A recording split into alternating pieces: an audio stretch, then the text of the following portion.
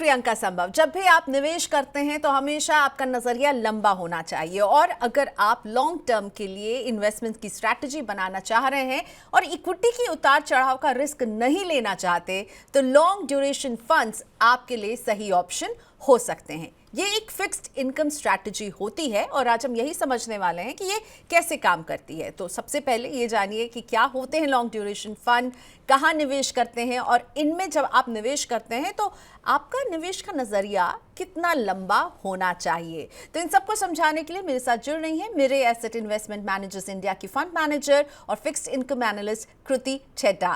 Thank you so much Kriti, आपने वक्त निकाला मनी9 के लिए। मैं आपसे सबसे पहले तो बेसिक से शुरुआत करना चाहूंगी। और जब मैं कहती हूँ कि लॉन्ग ड्यूरेशन फंड, नाम से तो समझ में आ रहा कि ये लंबी अवधि के निवेश के लिए सही स्ट्रैटेजी हो सकती है, तो मुझे इसको आप सबसे पहले डिफाइन कर दीजिए, लॉन्ग ड्यूरेशन फंड्स होते क्या हैं? तो लॉन्ग ड्यूरेशन फंड जैसे नाम बोल रहा है वो लंबे समय के लिए इन्वेस्ट करते हैं। और कहाँ इन्वेस्ट करते हैं? ये लंबे समय के लिए गवर्नमेंट बॉन्ड्स, कॉर्पोरेट बॉन्ड्स, उसमें इन्वेस्ट करते हैं। जब हम बोलते हैं कि लॉन्ग ड्यूरेशन है, तब सबसे ज्यादा ड्यूरेशन के लिए ज्यादातर गवर्नमेंट बॉन्ड्स लॉन्च होते हैं। इसीलिए ये पोर्टफोलियो में गवर्नमेंट बॉन्ड्स हैवी होता है, कम कॉर्पोरेट बॉन्ड्स या फिर अदर सिक्योरिटीज होता है। और इसका टाइम पीरियड जो मतलब बॉन्ड्स का जो टाइम पीरियड होता है वो 20 साल प्लस, 30 साल प्लस की सिक्योरिटीज में होता है। इसीलिए इसको लॉन्ग ड्यूरेशन फंड बोला जाता है, जिसमें सिक्योरिटीज जो इन्वेस्ट करते हैं उसमें होल्डिंग मतलब सिक्योरिटी का मेच्योरिटी 20 या 30 साल के बाद होता है। ओके, सो जो ये लंबी अवधि, जिसे मैक्यूलर पीरियड भी आप लोग कहते हैं अपनी भाषा में, राइट, इन राइट। सिक्योरिटीज का जो टाइम पीरियड है वो बहुत बड़ा होता है। तो ऐसे में मुझे थोड़ा सा ये समझाएंगे कि एक इन्वेस्टर अगर समझना चाहे कि ये कैसे काम करते हैं और इन ये जहाँ पर निवेश करते हैं वो उनको कैसे हमें देखना चाहिए एज अ रिटेल इन्वेस्टर कि भाई इसका मेरा पैसा जब मैं यहाँ डालूंगी तो कहाँ जा रहा है। तो क्योंकि जैसे मैंने आपको एक्सप्लेन किया कि ये लॉन्ग ड्यूरेशन फंड है और इसमें जो सिक्योरिटीज ली जाती है उसमें ज्यादातर ऑप्शंस गवर्नमेंट बॉन्ड्स के होते हैं। तो ये पर्टिकुलर स्कीम है वो गवर्नमेंट बॉन्ड्स हैवी होता है। ये गवर्नमेंट बॉन्ड्स इशू किया जाता है हमारे गवर्नमेंट ऑफ इंडिया की तरफ से। वो जब मार्केट में रेस करने आते हैं अपने प्रोजेक्ट्स के पे डालने के लिए, तो उनका टेन्योर होता है 20-30 साल प्लस। हम प्राइमरीली ये गवर्नमेंट बॉन्ड्स में इन्वेस्ट करते हैं। और ये कैसे चलता है? तो इसके बेसिस पे एक फंड बनाया जाता है। और लॉन्ग ड्यूरेशन क्यों फिलहाल? क्योंकि फॉर एग्जाम्पल ले लो कि आज आप लोन लेने जा रहे हो, लेट्स से कार लोन लेने जा रहे हो, और आपको बताया जाता है कि फिलहाल कार लोन आपको लेट्स से 9% पे मिल रहा है। लेकिन गवर्नमेंट से, आरबीआई से रेट कम होने वाले हैं। और आने वाले टाइम में ये 9% शायद 8.5 या 8% हो जाएगा, लेट्स से 6 महीने में या 1 साल में। तो आप इस सिचुएशन में क्या करोगे? आप ये करोगे कि आज आप, अगर आपको परचेज आज करना है तो आप आज 9% पे लोगे, लेकिन आप इसको फ्लोटिंग रेट रखोगे ताकि जब रेट कट आए तब आपका लोन रीसेट हो 8.5 या 8% पे। सिमिलरली अगर आपको ये दिख रहा है कि आप करंटली आपको कार लोन मिल रहा है 7% पे या 7.5% पे, और कल जाके मतलब इंटरेस्ट रेट शायद ऊपर जाने वाले हो और ये बढ़ेगा और आपको मतलब ये सेम रीसेट होगा 8% पे, तो आप आज ये फिक्स रेट पे करोगे ताकि आपको आगे जाके हायर इंटरेस्ट रेट ना भरना पड़े। यही फंडा है लॉन्ग ड्यूरेशन फंड का भी, कि यहाँ से द एक्सपेक्टेशन है कि इंटरेस्ट रेट कम होंगे, तो इसी वजह से ये बॉन्ड्स की प्राइस आपको ज्यादा मिलेगी, क्योंकि आगे वाले जो बॉन्ड्स इश्यू होंगे वो इससे कम इंटरेस्ट रेट पे होंगे। और ये बॉन्ड्स की वैल्यू बढ़ेगी। और जब ये बॉन्ड्स की वैल्यू बढ़ती है तो आपको कैपिटल गेन भी मिलता है, और जो एग्जिस्टिंग इंटरेस्ट रेट है, जो हायर इंटरेस्ट रेट है, वो आपको कंटिन्यूड मिलता रहता है। Okay, so that by that logic अभी ये अच्छा समय हो सकता है लॉन्ग ड्यूरेशन फंड में निवेश करने का। नियर टर्म में हम अभी रेट कट में लग रहा है कि ब्रेक लग सकता है, पर ऐसा लग रहा है आने वाले समय में हम देखेंगे एक फॉलिंग इंटरेस्ट रेट सिनेरियो को बनते हुए। अमेरिका ने शुरू तो किया, पर अब जेरेमी पावेल के फ्रेश जो बयान आए हैं उनसे लग रहा है ये थोड़ा सा अभी पॉज या कॉशन स्टैंड हो सकता है, पर गोइंग फॉरवर्ड ये होने वाला है। सो क्या आप सजेस्ट करती हैं कि क्या ये सही समय हो सकता है लॉन्ग ड्यूरेशन फंड में, अगर कोई निवेश करना चाहता है तो यहाँ पर इन्वेस्ट करे? तो इलेक्शन के बाद डेफिनेटली चीजें थोड़ी मतलब चेंज चेंज नहीं हुई है, वहां पे वोलैटिलिटी बढ़ी है। पर every volatility is opportunity for an investor. Her volatility में इन्वेस्टर को एक अपॉर्चुनिटी मिलती है कि हाँ ये सही एंट्री पॉइंट है। और अगर यूएस की बात करें, बहुत सारे फैक्टर्स हैं जो हमने देखे हैं कि वो बोल रहा है कि इन्फ्लेशन वापस आएगा, लेकिन अदर फैक्टर्स जो है जैसे अनएम्प्लॉयमेंट है, जैसे हम देख रहे हैं कि वो लोग गवर्नमेंट एक्सपेंडिचर कट करने की बात कर रहे हैं, वो सारे फैक्टर्स देखने चाहे तो वहां पे स्लो डाउन भी आ सकता है।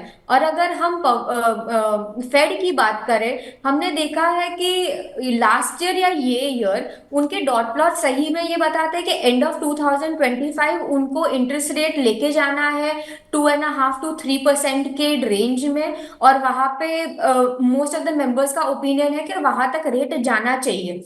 तो इस हिसाब से शायद ऐसा ना हो कि रेट कट्स फटाफट हो जाए, या फिर 50 बेसिस के जगह पे 25 बेसिस हो और फिर एंड में ज्यादा क्वांटम हो।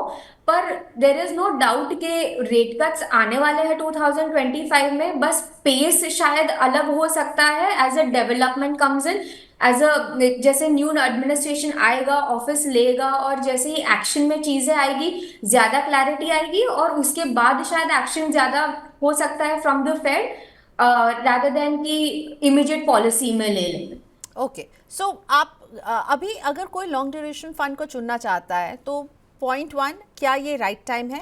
एंड पॉइंट टू, कितने समय के लिए मेरा नज़रिया होना चाहिए? If I am an investor and I am asking you Kriti, मुझे इसमें निवेश करना है, तो आप मुझे क्या सलाह दोगे कि कितने समय के लिए प्रियंका आपको यहाँ पे इन्वेस्ट करना होगा? एक तो ड्यूरेशन बताइए एज एन इन्वेस्टर, मुझे कितना समय देना उस निवेश को, और क्या अभी ये निवेश करने का राइट टाइम होगा इसमें? ये बहुत ही अच्छी अपॉर्चुनिटी आई है इन हाइंडसाइट, क्योंकि ग्लोबल वोलेटिलिटी की वजह से रेट्स वापस मतलब थोड़े अट्रैक्टिव हो गए जो नीचे गए थे थोड़े टाइम के लिए। पर अगर देखने जाए तो रेंज बन चुका है इंडिया मार्केट के लिए, क्योंकि इंडिया मार्केट बहुत ही रेजिलियंस दिखा रहा है at least in the G-sec market. तो आई वुड से कि ये टाइम सही बन रहा है एज एन अपॉर्चुनिटी। अगर आगे देखने जाए तो यहाँ से डाउन साइड नहीं दिख रहा है। और अगर इंडिया की सिचुएशन देखने जाए तो एट द वर्स्ट पॉज होगा या फिर यहाँ से कट होगा। पर यस। देर इज सिचुएशन जिसमें ये बन रहा है कि रेट हाइक होगा। तो इन एनी सिचुएशन अगर विजिबल्स अदर एसेट क्लास देखने जाए तो it's a good protection of your money. Second question कि कितने टाइम तक इन्वेस्ट करना चाहिए, तो ये रिकमेंडेशन दो काइंड ऑफ इन्वेस्टर्स के लिए होगा। एक सेट ऑफ इन्वेस्टर है जो जीसेक मार्केट या फिर let's say interest rate market बहुत ही क्लोजली मॉनिटर करते हैं, और उनको पता है कि मार्केट में क्या हो रहा है। तो उस हिसाब से इन्वेस्टर ले सकता है रेट कट साइकिल पे कॉल, वो शायद टैक्टिकल कॉल लेके 1 साल 1.5 साल या 2 साल का भी इन्वेस्टमेंट ले सकता है। पर अगर इन्वेस्टर मेच्योर्ड फेज पे है और वो देख रहा है कि उसको स्टेबिलिटी ऑफ इनकम चाहिए over a long period of time, ये सही टाइम हो सकता है ये इंटरेस्ट रेट कैप्चर करने का। क्योंकि एज एन इकोनॉमी इंडिया में हम टॉप 3 में टॉप 5 में ऑलरेडी आ चुके हैं। नेक्स्ट 5 साल का एम है कि हम टॉप 3 में आएंगे, और टॉप 3 में आने के लिए काफी सारे फंडामेंटल्स चेंज हो सकते हैं। और वन ऑफ द कैवेट इज कि इंटरेस्ट रेट लोअर जाना चाहिए ताकि इकोनॉमी में मोमेंटम बढ़े, स्पेंडिंग बढ़े, प्राइवेट केपेक्स आए। गवर्नमेंट तो कर ही रहा है लेकिन प्राइवेट केपेक्स अभी तक नहीं आ रहा है। तो उसको इंसेंटिव देने के लिए इंटरेस्ट रेट नीचे जाएंगे तभी वो आएंगे मार्केट में बोरो करने, और economic momentum will be on roll again. तो इसी वजह से अगर कोई है जो मेच्योर्ड फेज में है, जिसको वेल्थ स्टेबिलिटी चाहिए और जिसको ये लेवल्स पे लॉक इन करने हैं, तो वो एक्सट्रीम लॉन्ग पे भी जा सकता है, और एक्सट्रीम लॉन्ग हो सकता है 5 साल, 7 साल, 10 साल, depending on the age that is there. The the idea is कि आज 7% पे लॉक कर लो, क्योंकि 5 साल बाद शायद ये 7% ना मिले, आपको 5% मिले, और आपका 7% पे लॉक इन है, तो आपको कैपिटल गेन भी मिल रहा है और आपको वो 7% अक्रूवल का बेनिफिट भी मिल रहा है, जो आपको अदर ट्रेडिशनल एसेट में शायद ना मिल पाए।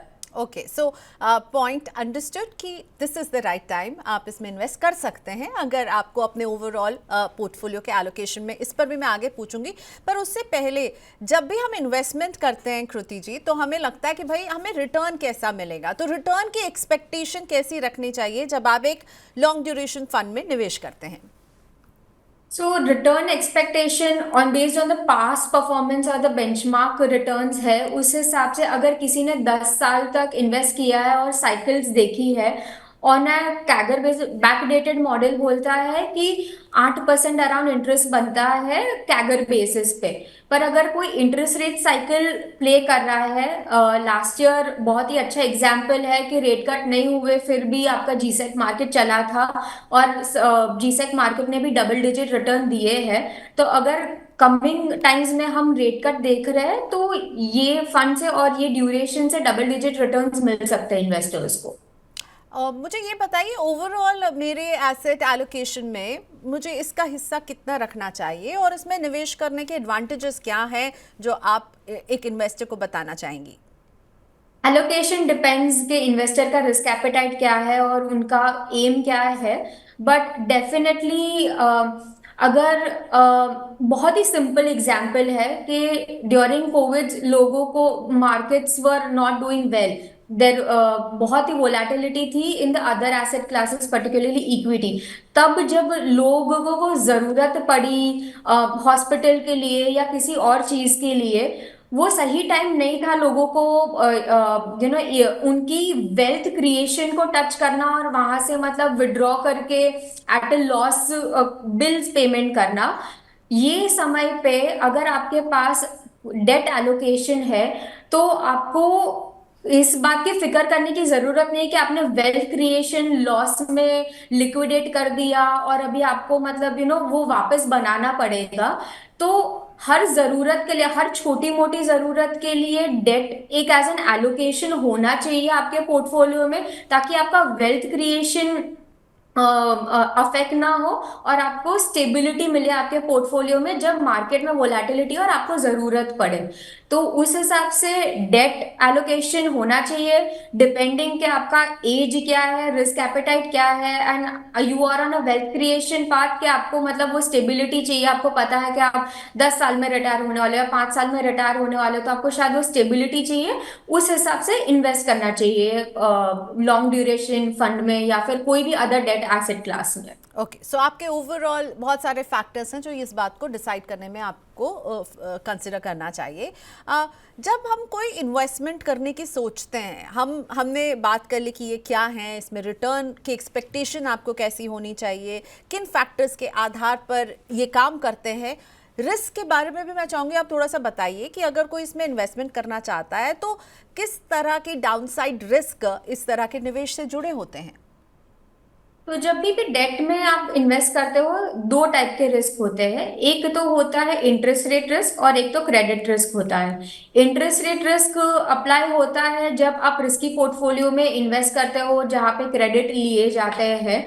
पर लॉन्ग ड्यूरेशन फंड है और ये प्योर सॉवरियन फंड है, तो इसमें आपको वो क्रेडिट रिस्क का तो डर नहीं है। ये आपके दूसरे फंड्स के लिए है जो शॉर्ट टर्म होते हैं ज्यादातर, और उसमें कुछ कुछ क्रेडिट लिए जाते हैं। अब बात करें इंटरेस्ट रेट रिस्क की, तो जैसे हमने पहले एग्जाम्पल दिया कि हम एक्सपेक्ट कर रहे थे कि आपने कार लोन लिया और आप एक्सपेक्ट कर रहे थे कि इंटरेस्ट रेट नीचे जाएंगे यहाँ से, तो मेरा भी लोन रीसेट होगा लोअर पे। पर अगर आपका इंटरेस्ट रेट हायर हो गया या फिर 9% से 9.25 हो गया, तो आपका वो 0.25 जो है वो आपका एक्स्ट्रा जाएगा इंटरेस्ट रेट की तरफ पे। तो सेम है आपका ये इंटरेस्ट रेट रिस्क जब आप सिक्योरिटीज में भी इन्वेस्ट करते हो। सपोज यहाँ से रेट हाइक हुआ शायद, तो आपको वो कैपिटल गेन की जगह पे सिक्योरिटी पे थोड़ा लॉस हो सकता है क्या, क्योंकि द नए जो इश्यूएंसेस आएंगे वो ज्यादा कूपन पे आएंगे और लोग ज्यादा उसको प्रेफर करेंगे बाय करने के लिए। तो उस हिसाब से आपको थोड़ा सा उसमें लॉस हो सकता है, पर आपका अक्रूवल रहेगा। तो अगर आप नेट बेसिस पे देखने जाए तो आपको लॉस नेगेटिव नहीं जाएगा। प्रोबेबली वो आपको 12 की जगह पे 5% रिटर्न देगा। वो आपका डाउन साइड है। ओके, सो दो रिस्क, क्रेडिट रिस्क और इंटरेस्ट रिस्क, जिसे अभी हमें कृति ने समझाया है। कृति, अब ये बताइए कि लॉन्ग ड्यूरेशन फंड में किसे निवेश करना चाहिए, किस तरह के निवेशकों को, थोड़ा सा उनके रिस्क एपेटाइट के बारे में अगर आप हमें एक्सप्लेन करें और समझाएं कि किस तरह के निवेशकों के लिए ये सही निवेश का एक ऑप्शन हो सकता है। ये सही हो सकता है जो इनकम स्टेबिलिटी लॉन्ग पीरियड के लिए, जो 5 इयर्स प्लस या 7 साल प्लस इन्वेस्टर्स हैं, जिनको फ्यूचर में जाके स्टेबिलिटी चाहिए, उनको रेगुलर इनकम चाहिए, उनके लिए ये बहुत ही सही प्रोडक्ट है। At this time lock in करो, ताकि आपको आगे जाके अच्छा सा अक्रूवल मिले। और जो लोग अपने इंटरेस्ट रेट साइकिल प्ले करना चाहते हैं, जो टैक्टिकल कॉल लेना चाहते हैं, उनके लिए भी ये बहुत ही अच्छा प्रोडक्ट हो सकता है इन्वेस्ट करने के लिए। और जब एक लॉन्ग ड्यूरेशन फंड को मुझे अगर सिलेक्ट करना है इन्वेस्टमेंट के लिए, तो किन पैरामीटर्स को एज एक इन्वेस्टर को देखना चाहिए, चुनने का क्या तरीका होगा कि मुझे किस तरह के फंड को में इन्वेस्ट करना है? आपको ये देखना चाहिए कि फंड का पोर्टफोलियो कैसे बन रहा है, सिक्योरिटीज कैसी चूज हो रही है, ये वो पास सिक्योरिटी से चूज हो रही है या करंट सिक्योरिटी से चूज हो रही है, इन्वेस्टर्स को लिक्विडिटी कितनी अच्छी मिलती है। और बेसिक जो हर फंड का इन्वेस्ट करने का होता है, एक तरीका होता है कि एक्सपेंस रेशियो भी देख लो कि वो आपको, क्योंकि अगर एक्सपेंस रेशियो हायर है तो आपका वो रिटर्न उतने से कम हो जाएगा, तो ये एक फैक्टर भी कंसिडर कर सकते हैं, और लिक्विडिटी और expense ratio. Okay, liquidity and expense ratio. One quick understanding I want कि लॉन्ग ड्यूरेशन फंड में ऐसे इन्वेस्टर के लिए कोई लॉक इन तो नहीं होता है ना, मैं जब चाहूँ तब पैसे मैं उसमें से विड्रॉ कर सकती हूँ, right? Right right, any time you can come in और कोई भी टाइम पे एग्जिट कर सकते हो। ओके, क्योंकि आपने कोविड के एग्जाम्पल से भी इस बात को समझाया था कि इस तरह से आप पैसे वहाँ से, तो आपके लिए इसमें से पैसे निकालने पर कोई बंदिश तो नहीं है, पर जैसा कि एक्सपर्ट कह रही हैं और कृति कह रही हैं कि आपको इसमें लंबी अवधि के नज़रिए से निवेश करना चाहिए। लॉन्ग ड्यूरेशन फंड पर टैक्स की लाइबिलिटी कैसे बनती है, क्योंकि अगर ये डेट म्यूचुअल फंड है तो मैं समझ रही हूँ कि डेट की टैक्सेशन लगेंगी, तो इसमें टैक्स की लाइबिलिटी को ज़रा सा समझाइए, कैसे कैलकुलेशन होगा? तो लास्ट बजट में सारे एसेट क्लासेस को सेम टैक्स पे लाया गया है, तो फिर आपका जो पर्सनल टैक्स स्लैब रेट है वही लगेगा उस पे। पर अगर देखने जाए कि is this a disadvantage for an investor के वो बरोबर टैक्सेशन पे लाया गया है, अगर आप लॉन्ग टर्म इन्वेस्टर हो और आप ये सोच रहे हो कि आपको टैक्सेशन से हिट मिलेगा, ये जो सोच लो कि आपके अदर ट्रेडिशनल एसेट पे जब हम टैक्सेशन की बात करते हैं तो वो क्वार्टरली होता है। आपको कोई भी डेट म्यूचुअल फंड में या लॉन्ग ड्यूरेशन फंड में अगर आप इन्वेस्ट करते हो, आपको टैक्स लगेगा जब आप रिडीम कर रहे हो पर्टिकुलर स्कीम, और आपको पूरा वो एट द एंड लगेगा। तो आप जितने टाइम तक इन्वेस्टेड हो तब तक आपका पूरा अक्रूवल जा रहा है विदाउट एनी टैक्स कट, और वो एंड में आपको टैक्सेशन मिलेगा जब आपका पूरा कैपिटल गेन और अक्रूवल हो चुका होगा। तो उस हिसाब से अगर आप लॉन्ग ड्यूरेशन फंड में 10 साल के लिए इन्वेस्ट कर रहे हो वर्सेस अ ट्रेडिशनल इन्वेस्टमेंट ले रहे हो, तो आपको बेनिफिट होता है, और अप्रोक्सीमेटली वो बेनिफिट आपको अराउंड 60 बेसिस टू 1% हो सकता है, depending on the interest rate cycle. Okay, और मुझे बताइए, क्या कोई मिनिमम निवेश की राशि होती है जब आप एक लॉन्ग ड्यूरेशन फंड में इन्वेस्ट करते हैं तो? हर फंड की अलग होती है। वो मिनिमम 5,000 भी हो सकती है, किसी किसी के लिए 1,000 भी हो सकती है, पर 5,000 बेसिक होता है मिनिमम अमाउंट इन्वेस्ट करने का। ओके, और लॉन्ग ड्यूरेशन फंड को कितनी बार रीबैलेंस किया जाता है? लॉन्ग ड्यूरेशन फंड का कंसेप्ट ये है कि जब तक जरूरत नहीं पड़े तब तक रीबैलेंस नहीं करो, क्योंकि हम ये चाहते हैं कि इन्वेस्टर अगर इन्वेस्ट कर रहा है लॉन्ग ड्यूरेशन फंड में और अगर इंडिया की स्टोरी चेंज नहीं हो रही है, वो रेट कट का स्टोरी चेंज नहीं हो रहा है, तो रीबैलेंस मत करो। लेकिन हाँ, अगर एट एनी पॉइंट अगर ये सिचुएशन होती है कि हमें आगे वाली securities better coupon better interest rate पे मिल रही है, तो हम उसको रीबैलेंस करेंगे। पर वो बहुत ही सिनेरियो एनालिसिस और after looking at the market condition call होगा कि वो रीबैलेंस करना है कि नहीं करना है। पर frequent at an interval rebalance नहीं होगा। Okay, and risk reward profile कैसा होता है लॉन्ग ड्यूरेशन फंड का, क्योंकि ये हर कोई जानना चाहता है जब वो निवेश करेगा तो भाई कितना रिस्क कितना रिवॉर्ड, इसका प्रोफाइल कैसा हो रहता है इसमें? क्योंकि ये डेट फंड है, इसमें रिस्क रिवॉर्ड रेशियो होता है, लेकिन अनलाइक अदर एसेट क्लासेस बहुत ही ज्यादा एक्सपोनेंशियल अपसाइड नहीं होता है। अपसाइड होता है इन अ डबल डिजिट होता है, डिपेंडिंग ऑन का आपका इंटरेस्ट रेट कितना नीचे जाता है। बट अगर डाउनसाइड की बात करें तो डाउनसाइड आपका थोड़ा लिमिटेड होता है, क्योंकि आपका अक्रूवल होता है और इतने वोलाटिलिटी होती नहीं है डेट मार्केट में। तो आपका अपसाइड हो सकता है तकरीबन डबल डिजिट्स में। लेट्स से लास्ट ईयर 10% हुआ था जीसेट मार्केट में, और आपका डाउन साइड हो सकता है विद अक्रूवल शायद 4 या 5%।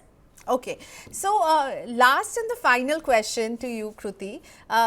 जब भी हम म्यूचुअल फंड्स की बात करते हैं और इक्विटी की जब बात करते हैं तो एसआईपी सिस्टमैटिक इन्वेस्टमेंट प्लान बहुत ही पॉपुलर तरीका बन गया है निवेश करने का। और जब हम लॉन्ग ड्यूरेशन फंड जैसे कैटेगरी की बात कर रहे हैं जो कि एक डेट म्यूचुअल फंड है, इसमें आपको क्या लगता है, सिप या लमसम? अगर किसी के मन में ये सवाल है कि मुझे इसमें सिप करना चाहिए या लमसम, या फिर इन दोनों में से क्या कोई बेटर है, एक तो आपकी फाइनेंशियल कंडीशन क्या है, अगर मेरे पास इतने पैसे मैं लमसम निवेश करना चाहती हूँ, क्या ये सही मूव रहेगा, या सिप करने में आपको लगता है ज़्यादा समझदारी है? आप as a fund manager, as someone who analyses this sector, आपको क्या लगता है?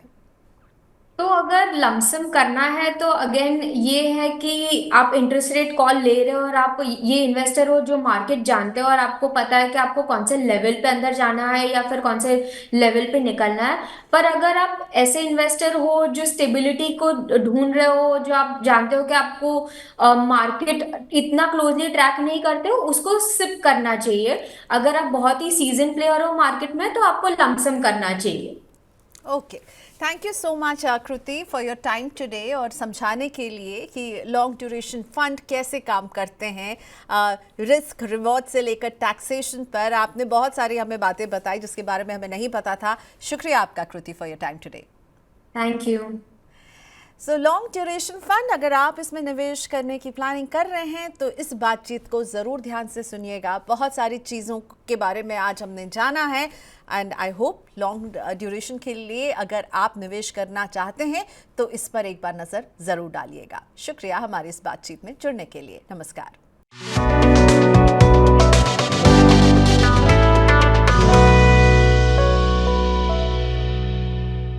म्यूचुअल फंड निवेश बाजार के जोखिमों के अधीन है। योजना से जुड़े सभी दस्तावेज ध्यान से पढ़ें।